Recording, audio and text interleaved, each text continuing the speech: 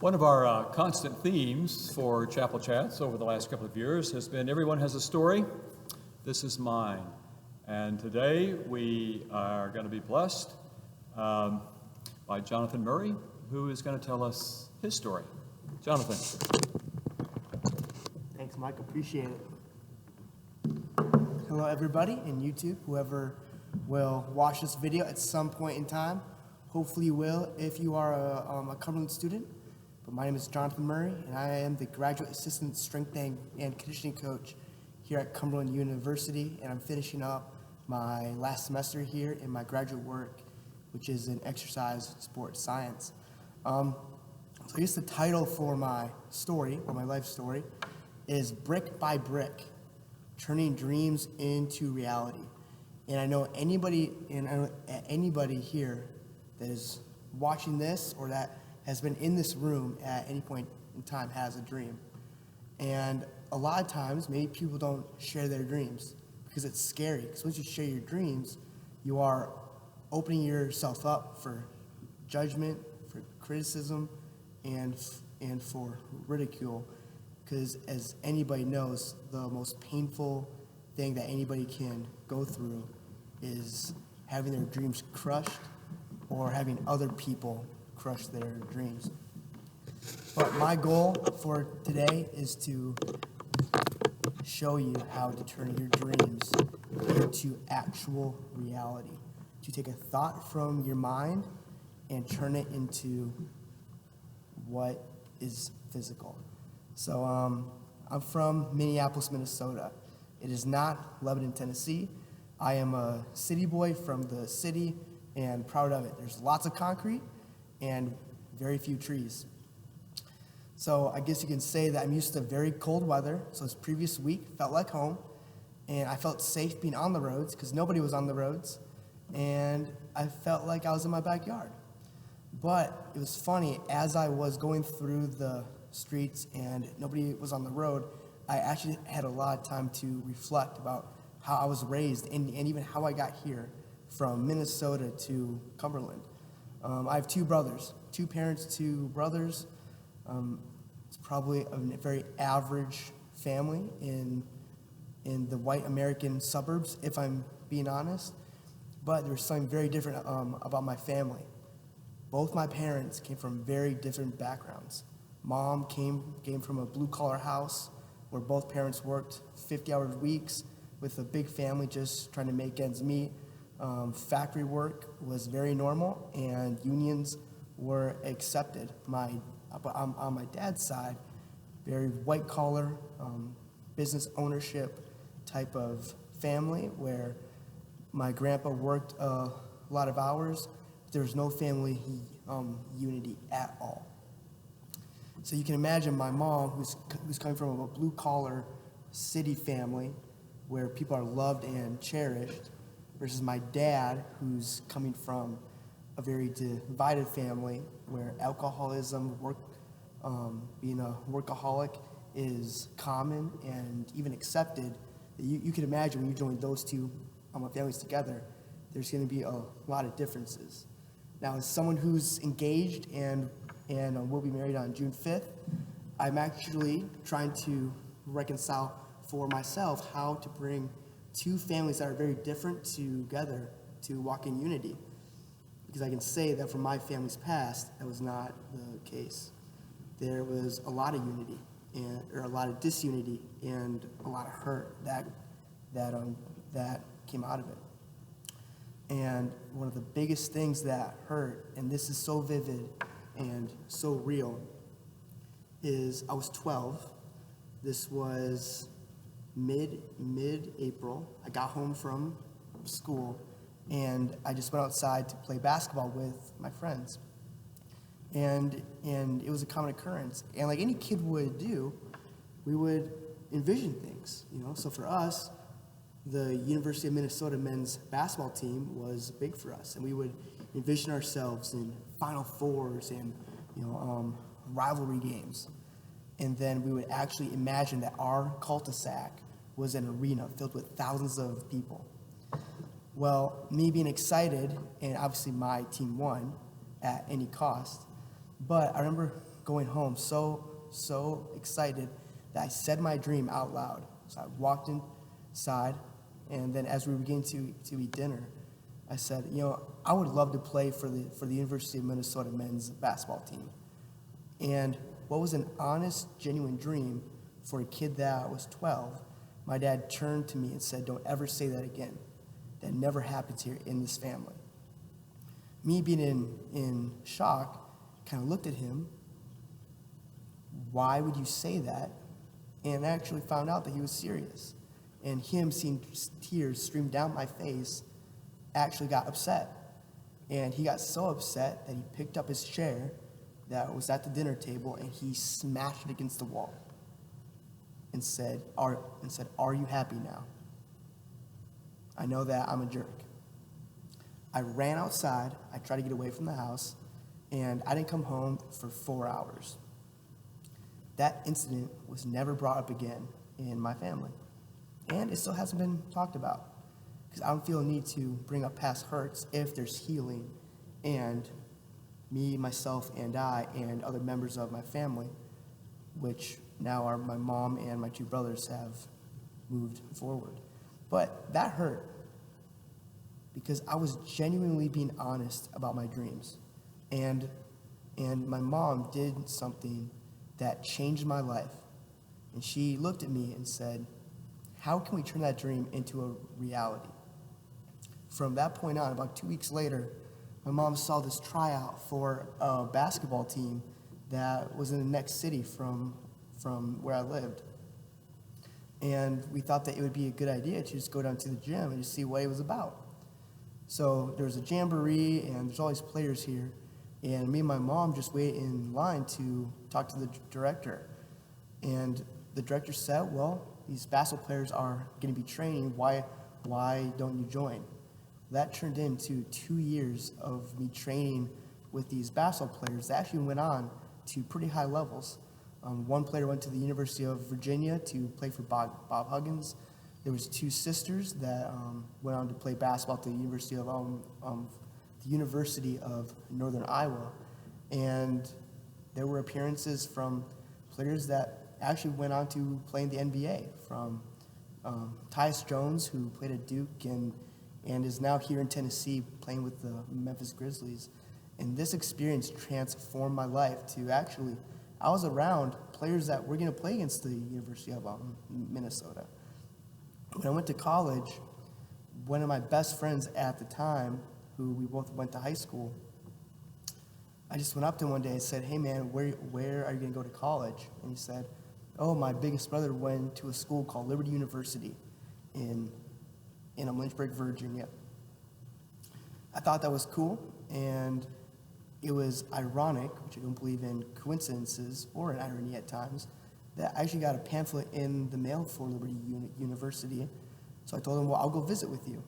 That visit led into a commitment, and I went to Liberty University from 2013 to 2017.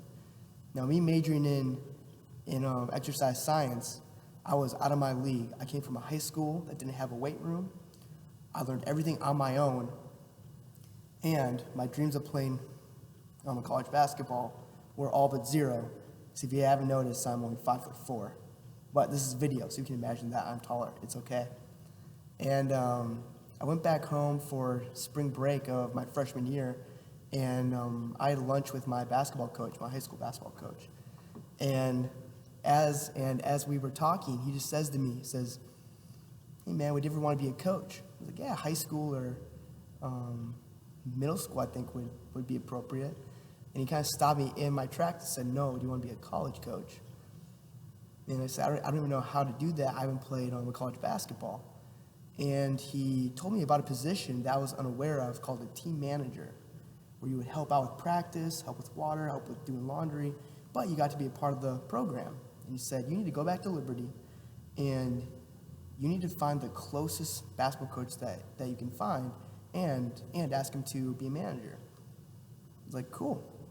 Well, it turns out after spring break, that week I was in this big lecture hall, probably 300 students. So pre-COVID days, 300 students with no masks is probably mind-blowing, right now after a year of what we've been going through.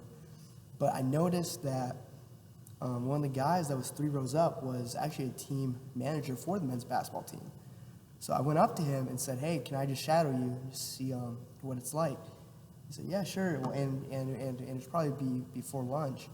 And he says, "Well, why don't you come by at 2 o'clock today and I can show you." So I showed up at the gym and I just started, and that was my first day. And I just kept on coming back. In fact, I never even met the assistant coach or the director of operations that hires managers for about 3 weeks. I just showed up. And I guess the head coach, who was Dale Layer at the time, just thought that Matt hired me. And I just came back. So that was the spring of 2014. The next season, I was a volunteer still, and we were awful. We won 8 games that year, and they fired the staff. And they hired a coach, April of 2015, who was Richie McKay, who was at Liberty University previously, but then went to University of Virginia to help Tony Bennett, and he returned to Liberty for a second stint. And so at the time, I had no connections with college basketball, and Liberty University was a mid-major at its finest and was nothing more. And by the time Coach McKay took the job, the Liberty University men's basketball team was ranked 356 to Division I teams. So start from the bottom was truly starting from the bottom. And I can remember when Coach McKay got hired, and this was towards the end of the semester, so about a month in, and he kind of pulls me aside and says, "Hey, I see you coming in the gym every day. Do you want the head job for team manager?" Which included a scholarship. And I was like, "Sure." And for the next 2 years, I actually saw what it took to build a college basketball program from the ground up and turn it into a powerhouse. I got to travel the country, and to actually bring it full circle, I never got to be a part of a University of Minnesota men's basketball game, but during my senior year, I got to fly with the team to the University of Indiana, which is a Big Ten program, and it was surreal for me to actually walk into the gym of a Big Ten game and actually be a part of it, just filling up waters, helping the players get ready, and just rebounding. And for anybody that has ever been a part of a big time sporting event, there's nothing like where the bus goes underneath the arena. You can feel the music shaking the gym, and just you can look across the gym and see guys that are going to make money in the NBA or go play pro overseas. And it was at that moment that I was kind of overwhelmed that about 7 years prior, that thought of being a part of Division I men's basketball would have never existed. And that 7 years later, that was no longer an issue, and I was walking in something that I talked about as a middle schooler. And the freedom that came from that, the bitterness that left, anger of what my dad said, did not exist, because it wasn't about getting back at my dad. It was following a dream and giving hope to allow other people to live their dreams. So my senior season, and I was on the fence of, do I become a basketball coach or a strength and conditioning coach? And being a strength coach, let me tell you, I do not look like your average strength coach. When I saw strength coaches, I saw guys that were 6'4", completely massive, that weighed 200 pounds more than me. I was like, I do not look like that. Something else happened that completely changed my perspective. So when Coach McKay first got hired, he brought everybody in the gym for a workout. So us as managers, we went to the workout and we're and we're setting up, and Coach McKay brings everybody in and says, hey guys, I want to introduce you to somebody. And his name was Henry Barrera. He was a performance trainer, expert consultant at Nike at the world headquarters in Beaverton, Oregon. And Coach McKay just says to everybody there, this is Henry Barrera from Nike. I watched him work out 3 players I was recruiting for the University of Virginia about 3 years ago, and I've never seen a better strength coach in my life.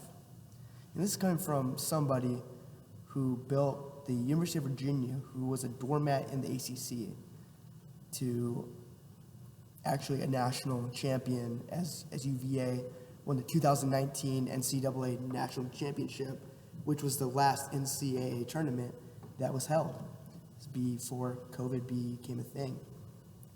And Henry looked like me.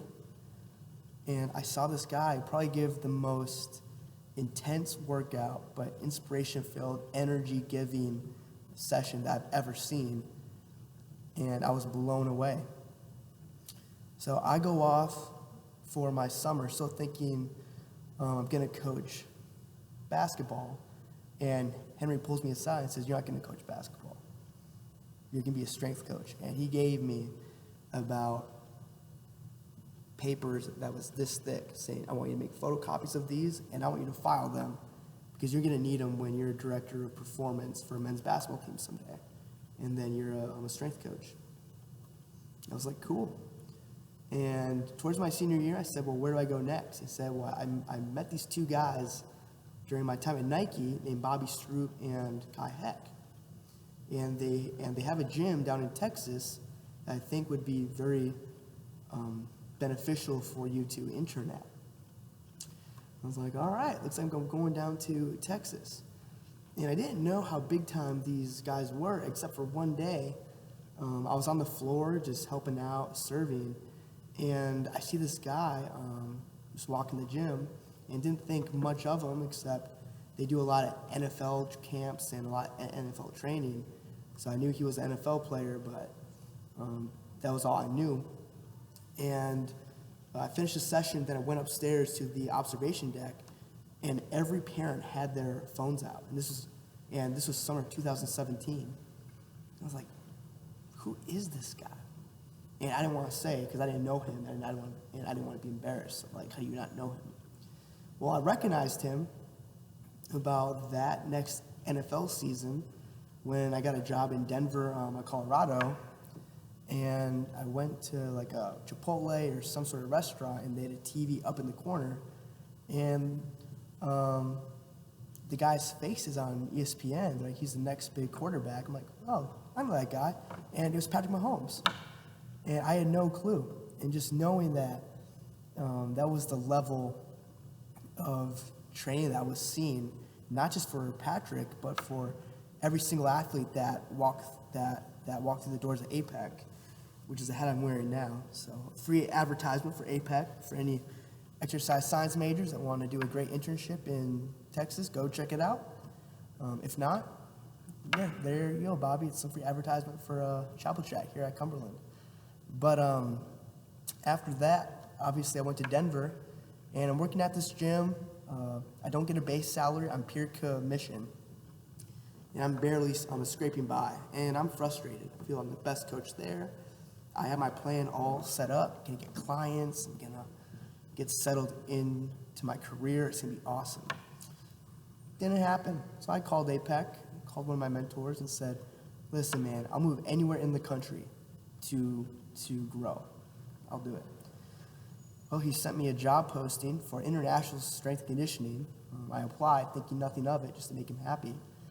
Turns out, I got the job, and it was to work in China for the Olympic Committee. And I was there for a year and a half. And I lived all over China, training the national rowing teams, the national track cycling team, BMX. I worked with snowboarding for their developmental group, which at the time was the ground level for the 2022 Winter Olympics that was going to be held in Beijing.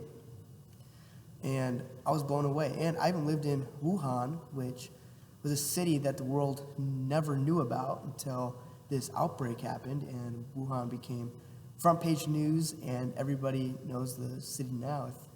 If any of you keep track of COVID history, as I think we're gonna call it.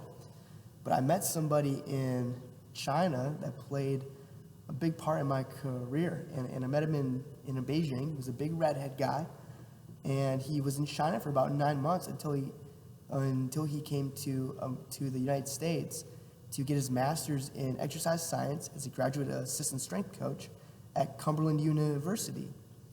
And that January, and it was Levi Steinhauer, and he gets the head job, and we kept in contact, and he calls me, like, hey John, I know, and this is January of 2019. He says, hey, a year from now, the 2 GAs that are here are gonna graduate, and I know your contract in China finishes up in January of 2020.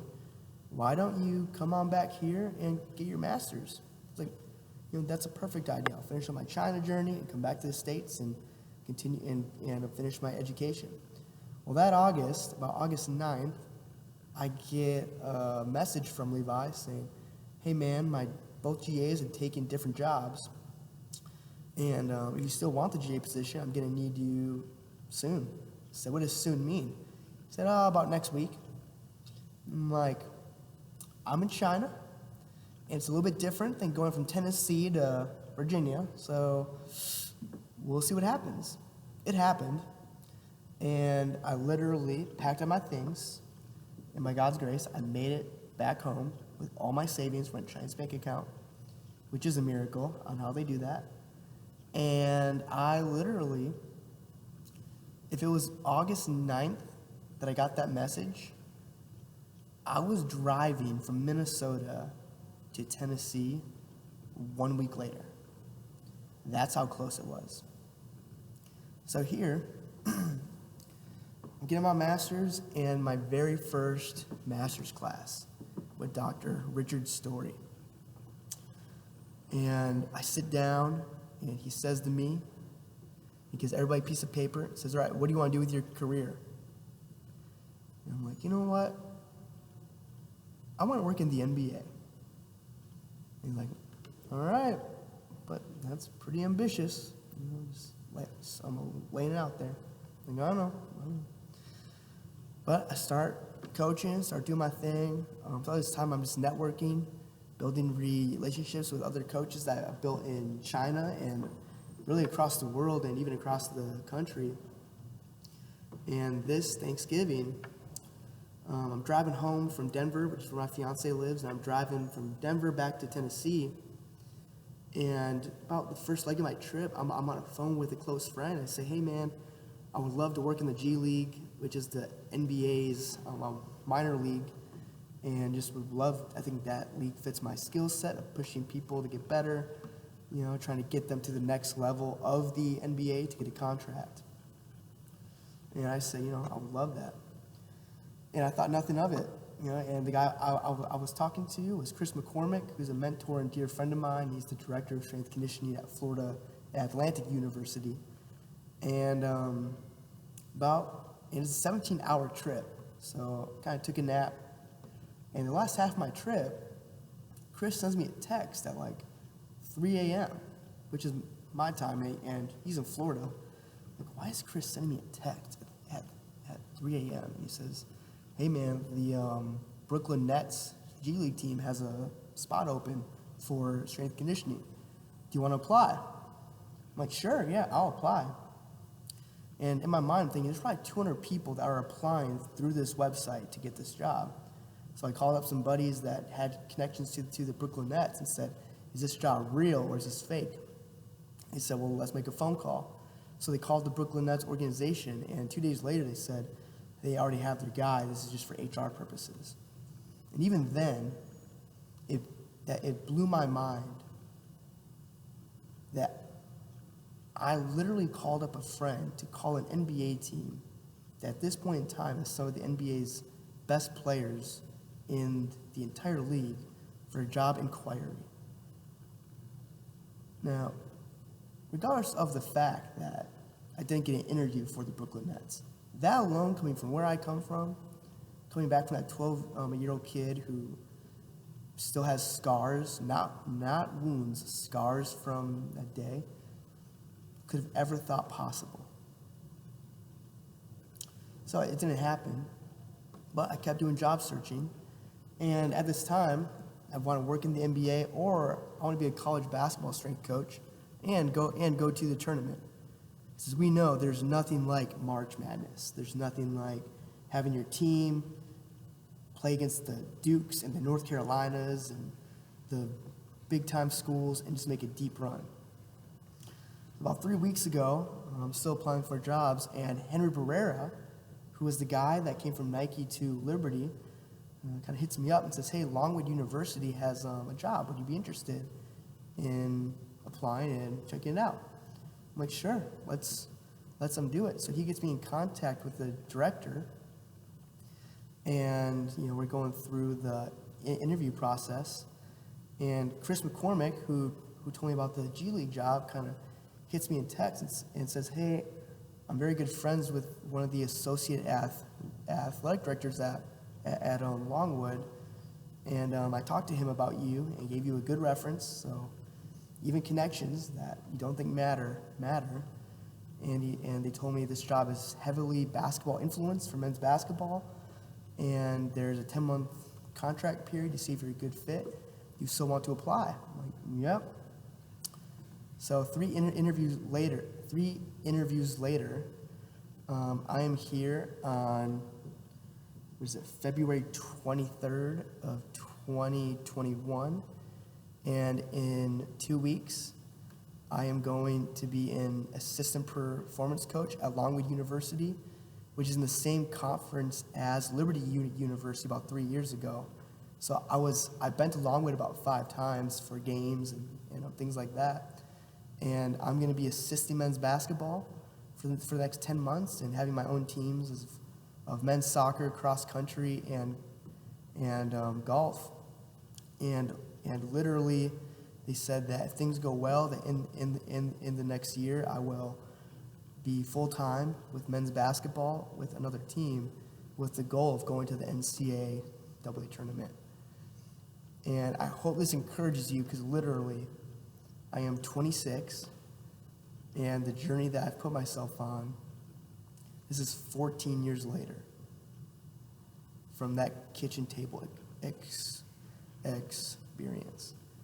And I don't know who's going to listen to this. As of right now, as I'm speaking, there's nobody in this room except me and Mike. And I don't know if this can get 1 view, 2 views, 3 views, or 0 views. But if you do listen to this, I hope my story encourages you to keep on pursuing. And it doesn't matter where you are, whether it's Cumberland University or anywhere else that your journey takes you. Know that if you have a vision, that vision was given to you for a reason, and that you are called to pursue it with all your might. My name's Jonathan Murray, and this is my story.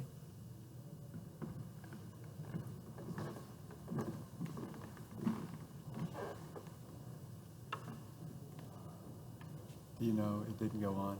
I don't think. Oh, Jonathan, I'm so sorry. Oh, did it record? No, I don't think so. Yeah. Okay, good. Jonathan, I was afraid that I was looking for a red dot, and it's a square dot now. I'm so glad that you told your story. What an inspiration it is. And I'm sure that it will be an inspiration to others, and golly, God's blessings on you as you continue a journey that seems to entail one door opening after another. God be with you.